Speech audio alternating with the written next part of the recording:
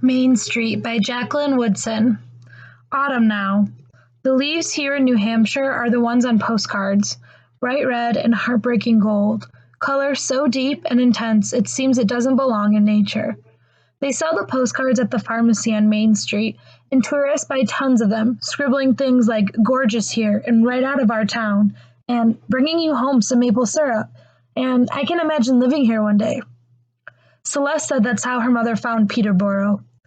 She had come up with a busload of people wanting to see the leaves turn colors, and she said to herself, maybe one day I'll live here. Celeste said maybe she was so busy looking at the colored leaves, she didn't look around to see that the leaves were the only color in this town. There's a coffee shop on Main, right next to the pharmacy. Even though egg creams weren't always on the menu, the people coming here to look at the leaves kept asking for them, so the owner finally added them, and people coming from the city drink them by the gallon and write their postcards. I haven't learned to like the egg creams, but I sit at the coffee shop some days, drinking Coke and looking over people's shoulders to watch them write the same things over and over and over. Sometimes I think I'll see Celeste getting out of a car and running into the drugstore with her mother. But Celeste is gone now. This town is both completely different and absolutely the same without her. Last winter, the snow fell so long and rose so high, my father hired a man from Keene to plow it.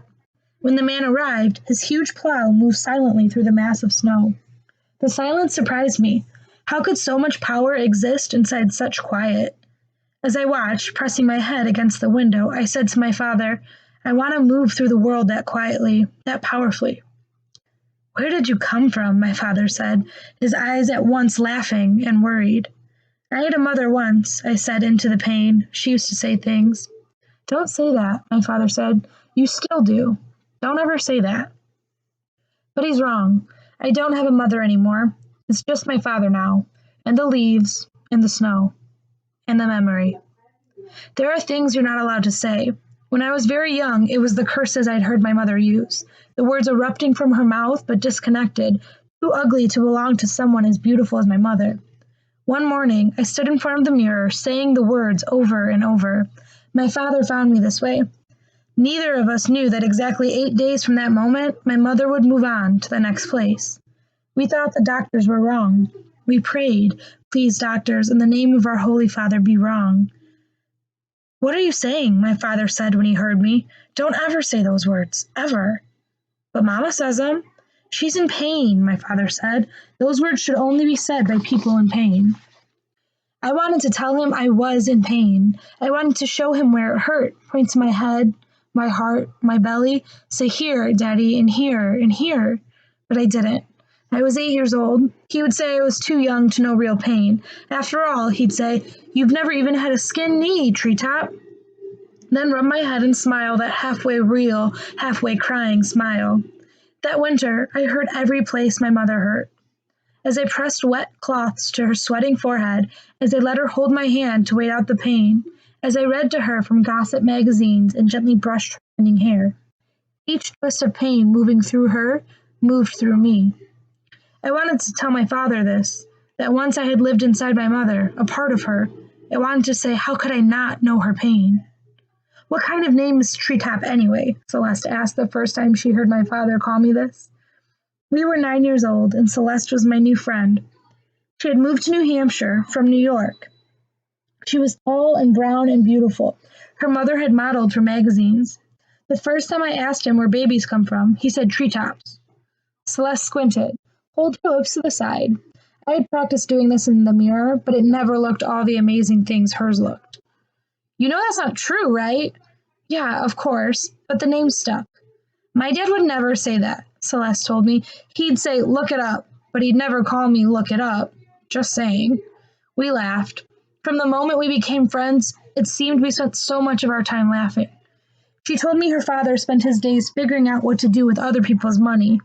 He likes counting it, she said, and recounting and recounting. He's tall like me, she said. She said her parents were taking a break from each other. After all, 11 years is a long time to be together, don't you think? I shrugged. When my mother died, she and my father had been together 20 years. They had been middle school sweethearts. My father said he couldn't imagine living without her. I didn't tell Celeste this. I didn't say, the people who don't want breaks sometimes get them, but maybe she saw something in the way I stared at the ground. We were at the park, which was empty and cold. We were dragging our feet below our swings, moving slowly back and forth. You miss her, huh? I nodded. I miss my dad, Celeste said, and I miss New York. I know me, some missing. I looked up and she was smiling. Then we were laughing again. That quickly, we're looking at each other and laughing so hard we had to bend over, nearly falling out of our swings. I'd never known anyone brown, and Celeste had never lived in a place where brown people didn't. It's Negro-less, she said, smiling. It's a Negro-free zone. I thought we didn't say that word anymore.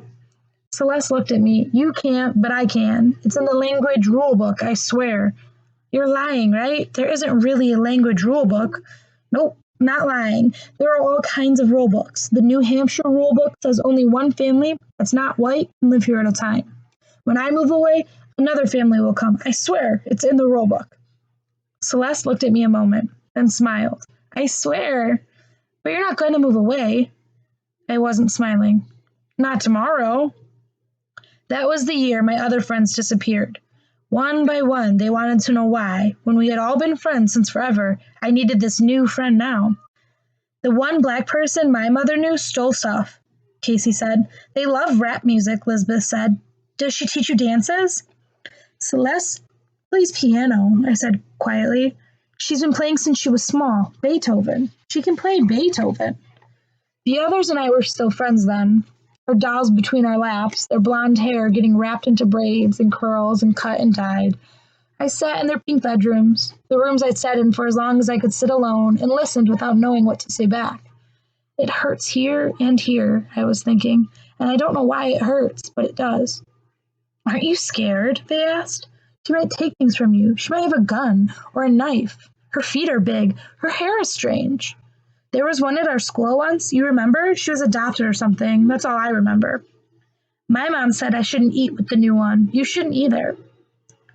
Celeste arrived long after the doctors told my mother there was nothing they could do. And at night, my father sat behind the bathroom door, gulping back sobs. She arrived long after we buried my mother. My father and me at the graveside, our gloved hands locked together, Lisbeth and Casey behind me, standing between their own parents. Safe from cancer and dead parents and holes opened in the ground. Celeste arrived in the late winter and smiled at me. Your mom would be mad if she knew, Lisbeth and Casey said. Celeste pulled me through town, making me name the trees we passed. White birch, barberry, sugar maple, catalpa. How do you do that? She asked again and again. How do you know? Black walnut, beech, oak, pine, I said, because I loved the feeling of her hand in mine, loved the surprising softness. I didn't tell her I had never touched a black person before, and how surprised I was the first time I touched her hair. But the second time I reached for it, Celeste's hand shot up, caught mine just inches from her head. Stop, she said once when I was reaching for her hair. I'm not a dog to be petted. The following autumn, we buried Celeste's pet rabbit, Joe, in her backyard, sprinkling crushed leaves over his tiny grave. We had been friends for close to a year, and somewhere in that time had grown to the same height, wore our jeans rolled at the ankle, and tied our shirts in matching knots at our waists. Celeste wore her hair out, an amazing black halo floating over her head. I had learned to keep my hands out of it, but at school she was constantly slapping the other kids' hands away. Some mornings when she thought no one was looking, I saw her face dip into a sadness I'd only seen on my father. Those days I wanted to grab her hand and hold on tight. But we were 11. What did we know about anything? Spring came again. I like you, Treetop, Celeste said to me one morning, but I don't like it here. But you love the leaves and egg creams.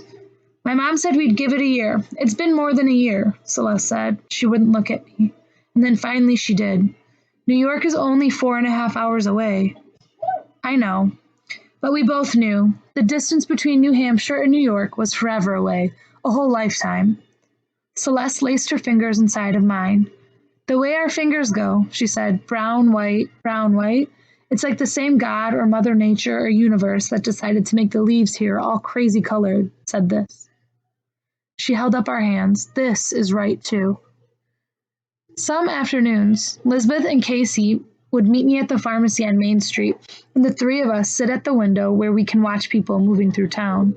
Before she moved back, Celeste and I made a promise that we'd meet in New York City and celebrate our 18th birthdays together. In a week, I'll be 12. It'll be here before you know it, Celeste said. Why are you squinting? Lisbeth asks me. You act like you're not even here. And she's right. I am already leaving. I'm halfway gone.